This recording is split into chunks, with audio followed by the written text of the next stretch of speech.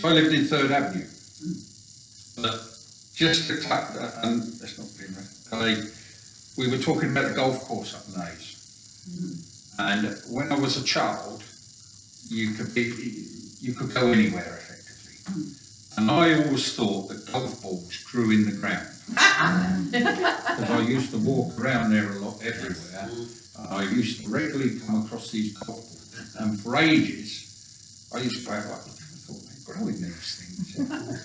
And then they used to be always where there was a big heap of topsoil and brambles. And what they were doing, they were going to develop the Naze, weren't they?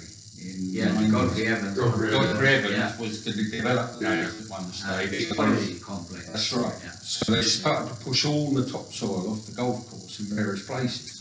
Hence, because it was a links course and brambles, everybody was linked. So that was one of my bits. But yeah, so my childhood up the Naze was interesting.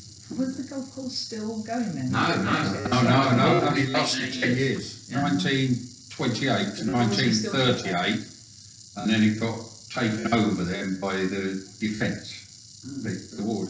The war. Ministry of Defence. But on those tapes, the original golf clubhouse up the Naze was styled on the houses up, a couple of bungalows up the Naze. And the original golf course, actually, or the clubhouse, were 3 World War I huts. And then they added a thatch roof to it. And then the thatch roof got burnt down. They got struck by lightning. They got struck by lightning. So that was really people were thinking of trying to reopen it, but that was... No, there was no interest in it at the time. And if you go down the Naze now, the new piece of wall, you can still see the original level of the greens. What would have been the original level and all the pipes that were irrigation and everything like that, that's all there.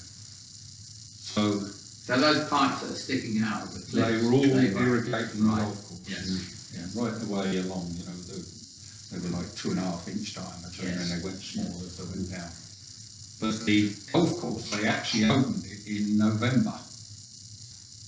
And the reason why they opened it in November, the other course, I think they weren't playing. But the weather was that good that he opened it early. And the first lady that won a golf championship in America actually played in a golf club, a lady called Garner.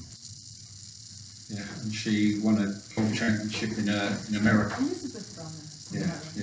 So that their family was.